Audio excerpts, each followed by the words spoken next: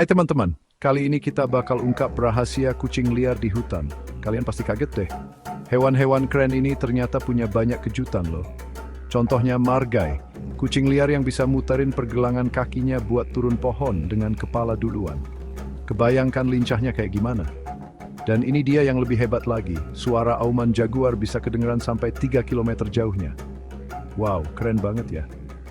Tapi jangan salah, kucing liar yang kecil-kecil juga nggak kalah menarik. Ada yang namanya Rusty Spotted Cat, beratnya cuma 1 kilogram loh. Jadi salah satu kucing liar terkecil di dunia. Nah, lain kali kalau kalian ingat kucing liar, ingat ya, masih banyak kejutan seru lainnya di hutan. Sampai jumpa lagi teman-teman.